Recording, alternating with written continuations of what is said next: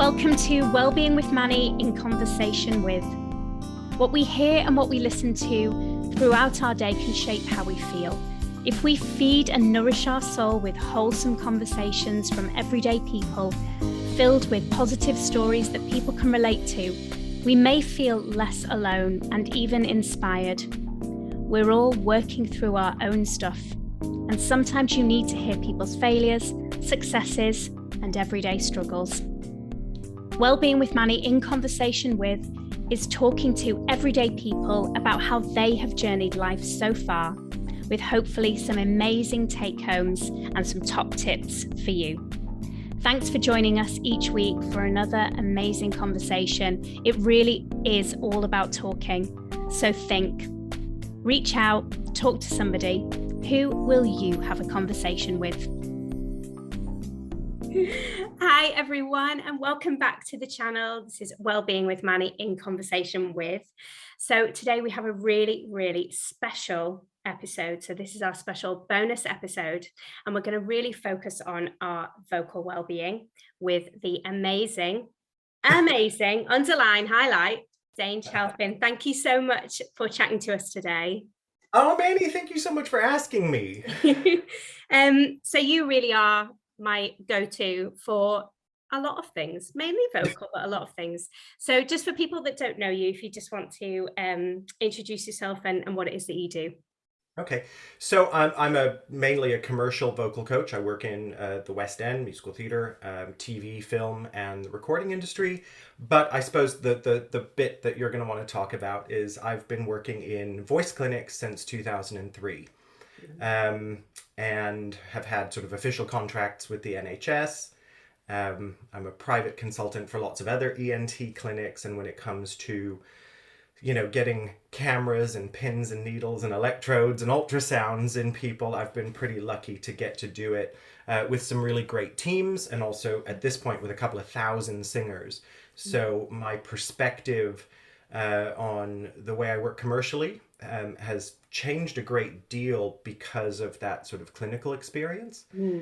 And so the vocal rehabilitation side is probably about 50% of my workload these days, and probably the other 50 tends to be more kind of high-level professionals, teacher training, that kind of thing. Yeah, amazing, thank you. And so I guess the first thing that I'd love to ask you is, when someone says vocal well-being, what does that really mean to you? Well, I think all things are holistic in my mind. My friend Kim Chandler, who you also know, talks about sort of the world of voice as being lots of ants looking at an elephant. And so you have the acoustician ants, you have the pedagogue ants, you have the clinical ants, you've got, and everybody's looking at their bit. And not always talking to one another. And so when I think of vocal well-being, I think about the whole team. I think about the musculoskeletal team, the respiratory team, the vocal tract itself. Don't forget mental health, psychological well-being, which is so huge. Yeah. Especially for high-level performers, and even for semi-pros, amateurs, hobbyists, and all of that. We see a lot of them in clinic when things start to go wrong, and that affects their mental well-being. People who sing and perform for as part of their just quality of life, not necessarily just for their income. And when there are problems, it affects sort of every angle.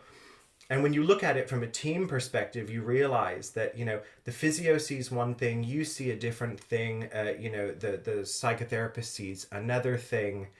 And then you get into the professional arena, and from show to show or artist to artist or gig to gig, the requirements are so different. And so you've also got to look at the ergonomics of it.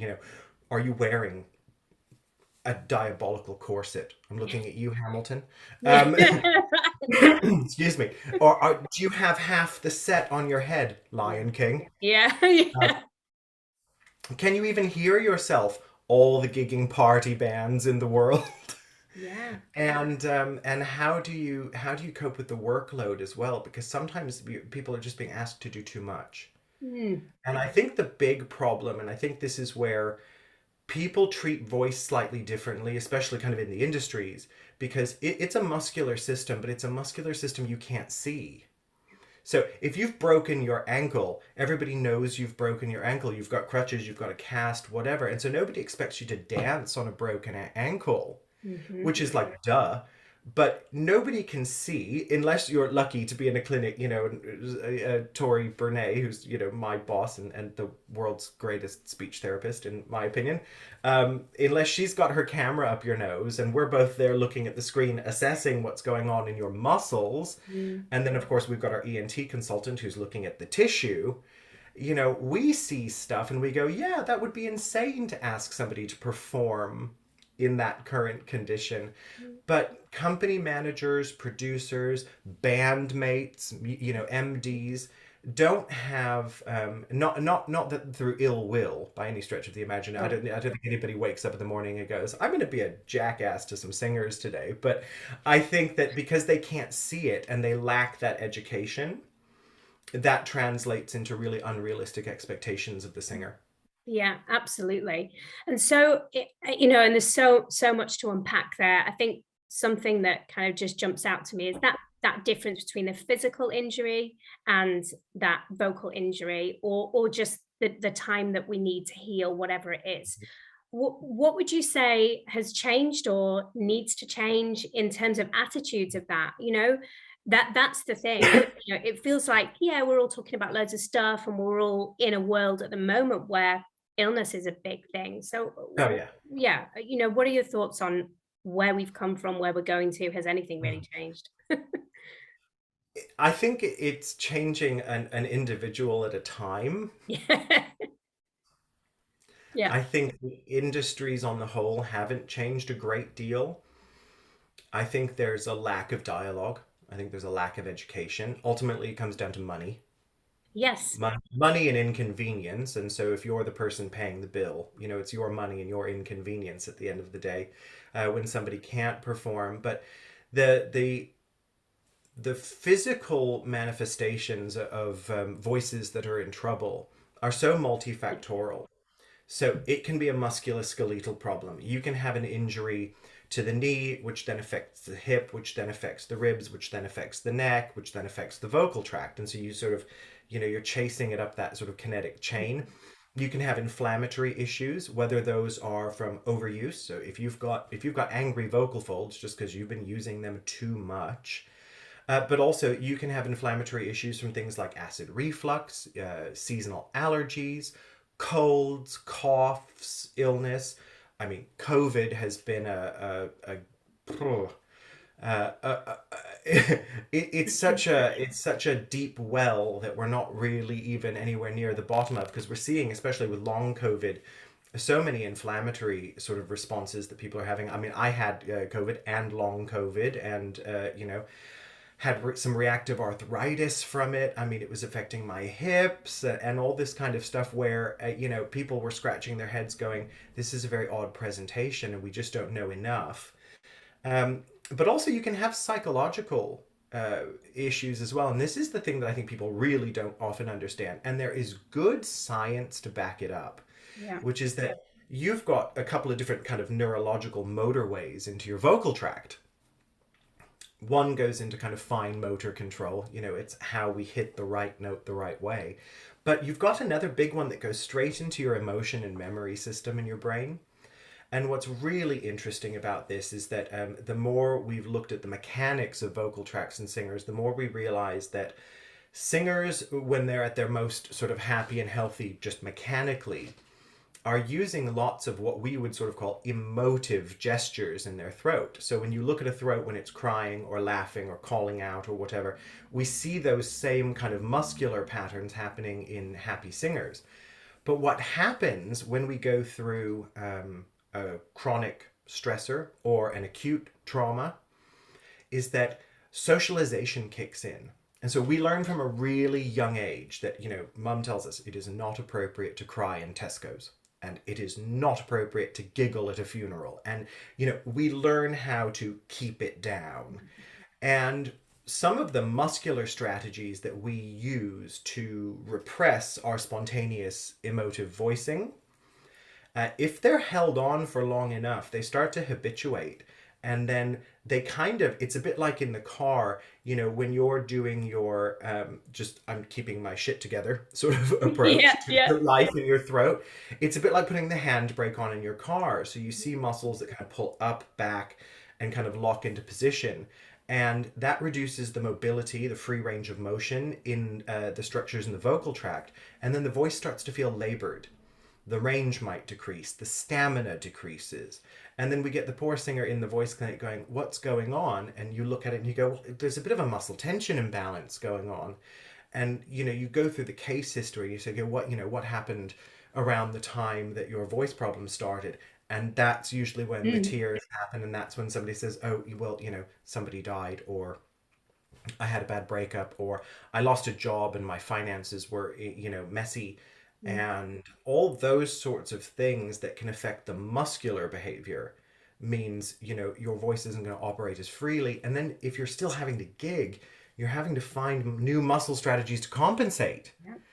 And those aren't always often they're not very well Yeah. balanced. And so that really affects the singer's ability to do their job, or to sing for pleasure or whatever. Mm. So it's so multifactorial. Mm. And this is why teamwork is so important. It's why these days for performers we say, go to, if you're having a problem that lasts more than about 2 weeks, go to a specialist voice clinic where your ENT specializes in laryngology and then subspecializes in voice. Your speech and language therapist in the clinic, who's assessing the muscular side of things, specializes in voice. And by the way, that takes about 7 years to specialize in after you've qualified. You want a singing specialist who meets certain competencies to be there. If you're lucky, you've also got a physical therapist, with physio or osteo, either in the room or at least available for referral. And sometimes also, the psychotherapy team, the gastro team, the respiratory team. I mean, sometimes you're making referral on, because there's so many aspects that might be contributing to the voice problem. Yeah. So if you're not team working, you're not really working, in my opinion. Yeah. Yeah. I think it's really important to highlight that no man, woman, or person is an island. Yes. And if you're trying to be, the great grand expert of all things, it's a really outdated way of working. And we see it sometimes in our ENT colleagues. We see it sometimes in the world of voice, where somebody says, yeah, I can fix everything. And you go, you've got a lot of Dunning-Kruger going on there, that idea that you don't know what you don't know till you know you don't know it. Yeah. And one of the biggest things that I realized very, very soon after I started observing and then working in a voice clinic was how much you need that village Yes. to get over the problem. Because otherwise, what happens is the poor performer gets passed around or isn't getting the result they want, so they seek results other places. And in a at Guy's Hospital, where we have our performers clinic, we see, and previously at South Manchester, where I kind of started, we see so many secondary, tertiary referrals where people have been kicked around the system outside of a specialist environment, sometimes for years. And it might just be the fact that the diagnosis was wrong. Mhm. And so, of course, the treatment plan didn't work. And nobody was trying to screw up the diagnosis, No. and nobody was trying to give, bad therapy. It's just we didn't have the team looking at the whole elephant. Yeah. Mm.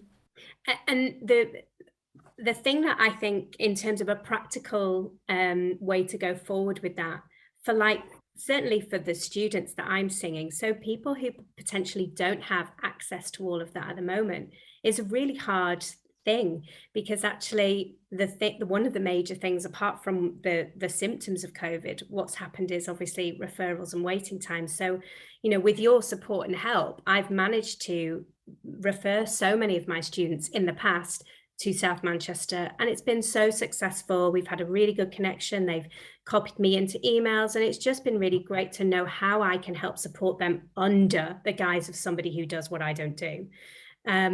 but actually now, I wouldn't say under, I would say alongside. thank you.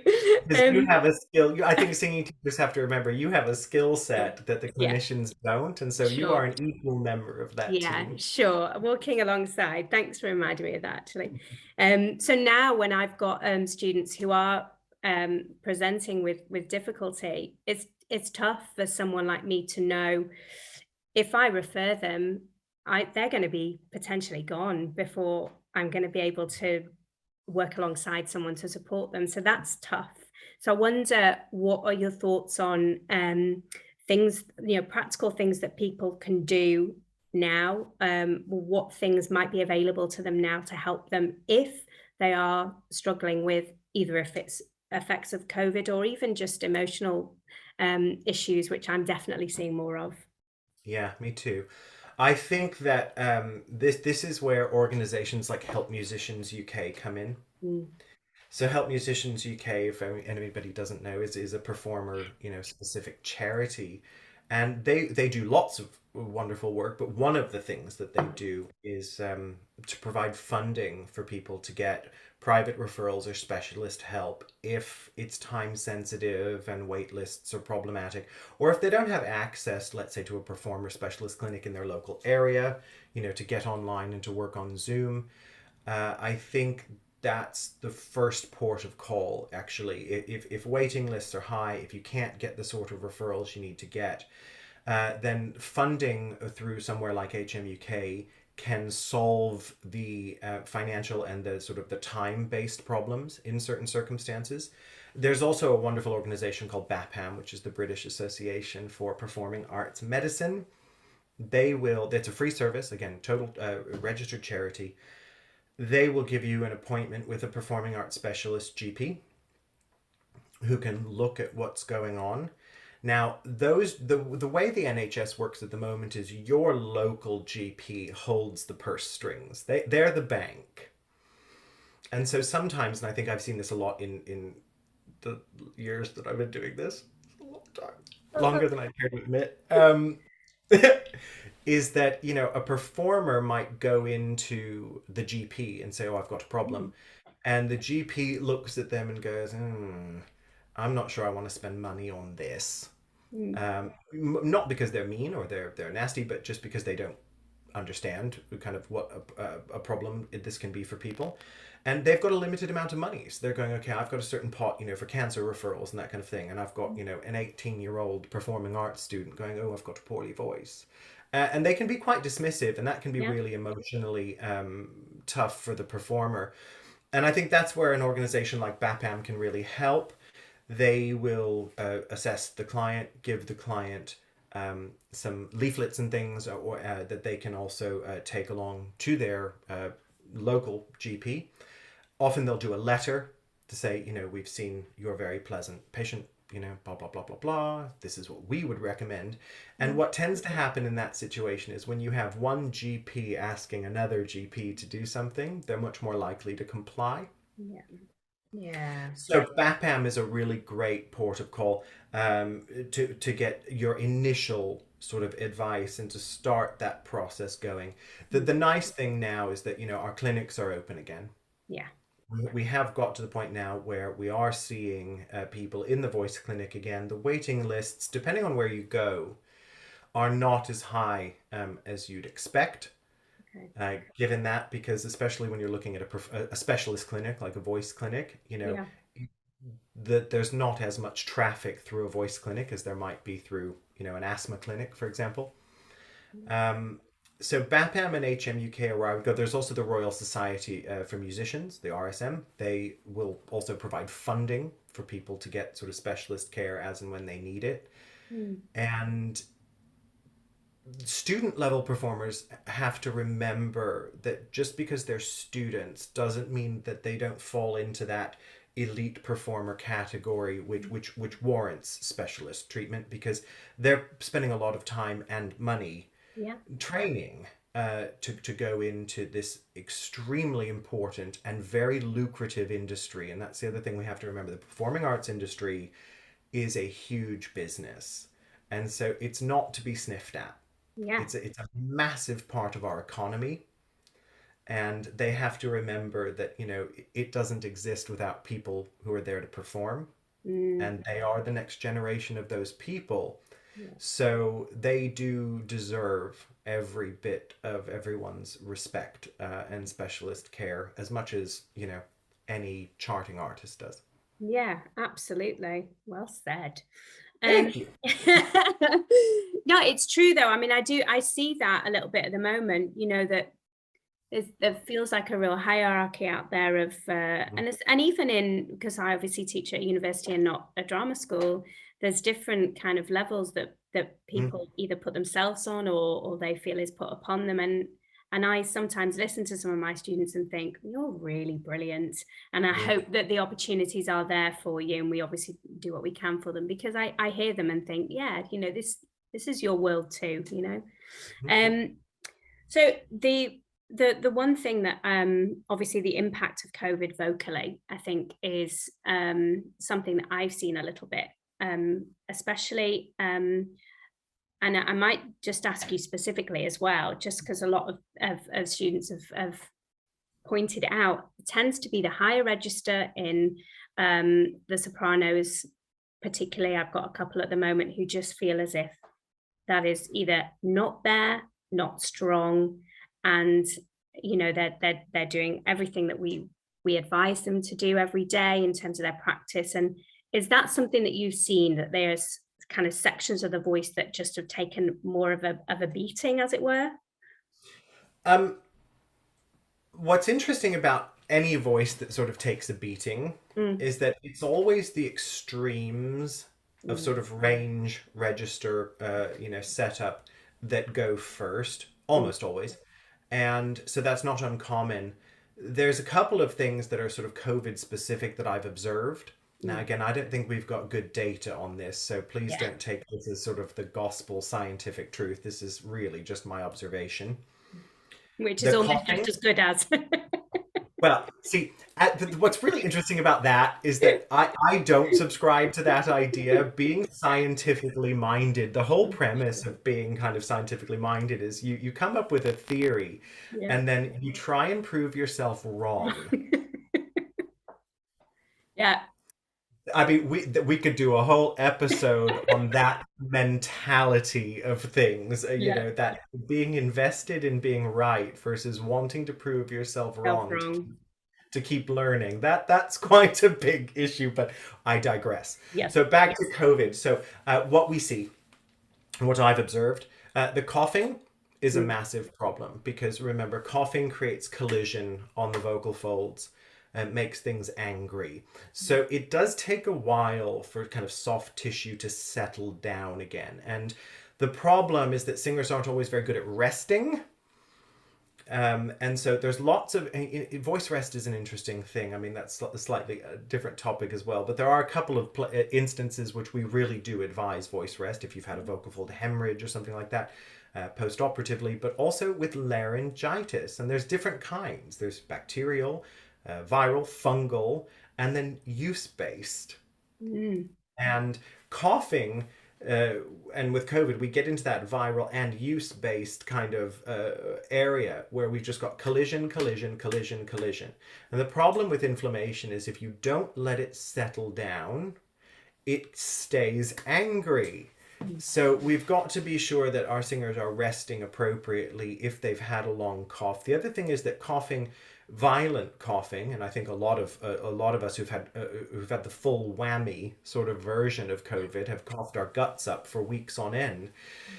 And you can actually create injuries, pathological injuries, and not that they're your fault, but just through the collision force of coughing. You can hemorrhage, you can create little sort of polypoid lesions. There's all sorts of things that can come with lots of aggravated coughing. And so if the COVID has resolved and the cough has resolved, and you're still 2 or 3 weeks later and you've rested for maybe 3 or 4 days, and it's still a bit sort of cutty outy, mhm. then that's where we'd probably want to get a camera up your nose and have a little look at what's going on in there. But the other thing is the fatigue. The fatigue and the post-viral fatigue, which we know, which again is not a new thing. That's something that we see with all sorts of viruses. Um, but it does seem with the COVID, especially those who are in for the long haul, that fatigue Mhm. can just go on and on. When your body's fatigued, remember your instrument's not just your larynx, it's your alignment and sort of how I stand up against gravity system. It's your respiratory system, and we're talking big muscles that if they've been deconditioned, if you've been out of action for a while, it's going to take time to get them working again. If you're really fatigued all of the time, then of course your energy stores just aren't there to sort of produce it. So Mhm. I think with anyone who's been ill, the basic rules are, not too high, not too loud, and not for too long. We've got to just be quite incremental about how we rebuild.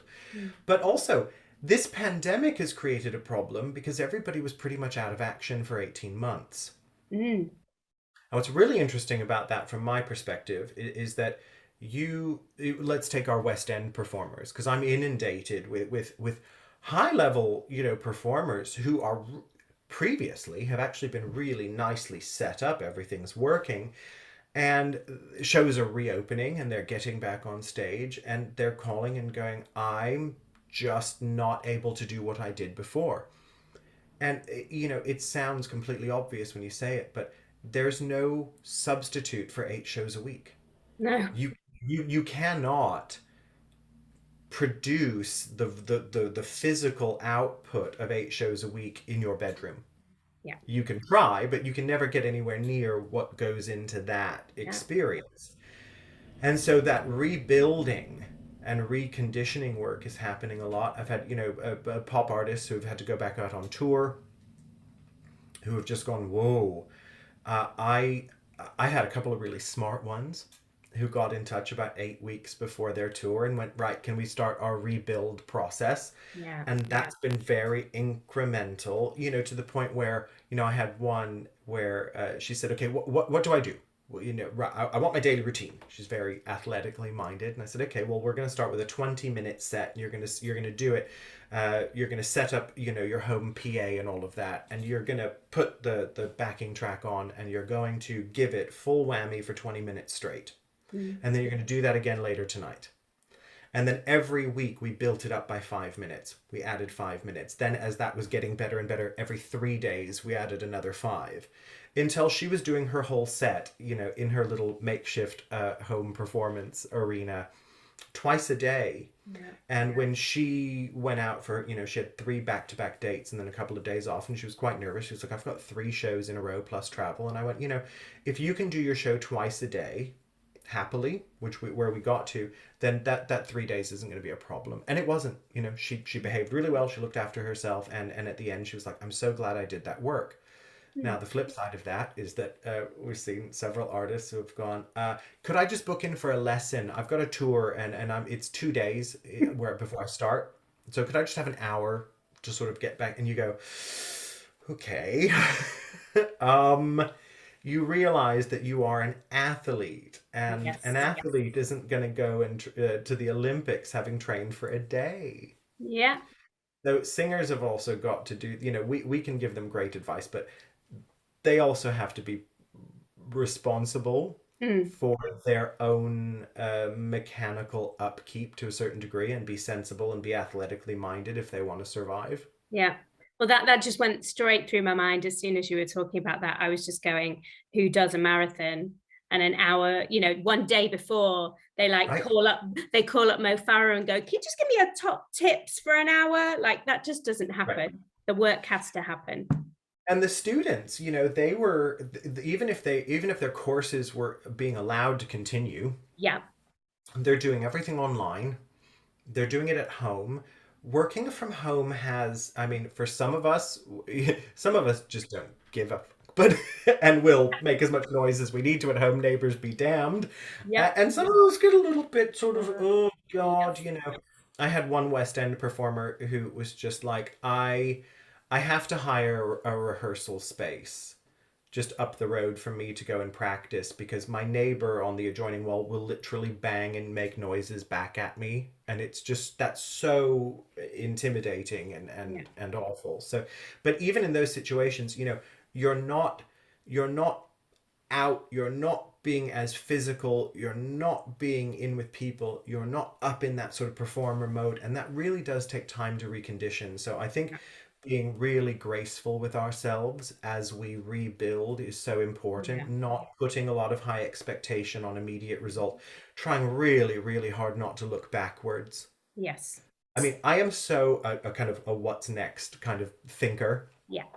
I'm so averse to going backwards. I don't even like to reverse my car. You know, like Who does? but that idea of sort of going, okay, but on Thursday, I don't care about Thursday. I care about today. What can we do today? And then what are we going to do tomorrow? And we've got to take that approach and encourage people to take that approach, because if you're constantly comparing to what you were doing 18 months ago, it's going to take you a good 6 months to get back up to that level. So you've got to be really, really gentle with yourself emotionally and with your expectations. Yeah.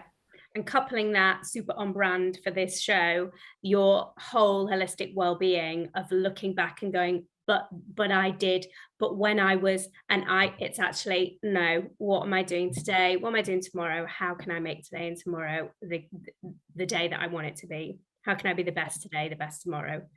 There's a wonderful book, I mean, it's slightly esoteric, called Zen and the Art of Archery. And the long story short, for the first time in history, a white Westerner was allowed to go and study the practice of Zen. And there are several disciplines with which you can sort of learn Zen, but he decided to do it through archery. And one of the biggest lessons in that book that he highlights, and that also I find quite profound and worth pondering, is that his instructor, his sort of Zen archery master, said, you don't look at the target. You're really aiming back at yourself. And I love that, because it's this idea that I'm always my only opponent, or even better, my only teammate or my only collaborator or whatever is always me. Yeah. It's what did I do today? What am I going to do tomorrow? I'm only playing tennis. I'm only playing chess with me. Mm-hmm. And as RuPaul says, what anybody else thinks is none of your goddamn business. Yes. Love it. Love that. Dane, it has been absolutely amazing to chat to you. And I think for people listening as well, just those little take homes of kind of be kind to yourself, no pressure on yourself, looking forwards and thinking about what not looking back at what has happened, but knowing and the awareness of what has happened over the last 18, well, it's more than 18 months now, isn't it? And just going, this is where I am now, and that's fab. And where am I going to be in another few months if I keep the work going and keep working with, you know, all the tools that I have, you know. So thank you. It's been You're very welcome. That was my pleasure. Thank you so much for asking me. Oh, thank you. Thank you for being part of this Wellbeing with Manny community. It really means a lot to me that you can spare some of your precious time to listen to these conversations. Please share this episode with anyone you think would benefit from hearing these open and real conversations. And remember, talking is key. Who will you have a conversation with?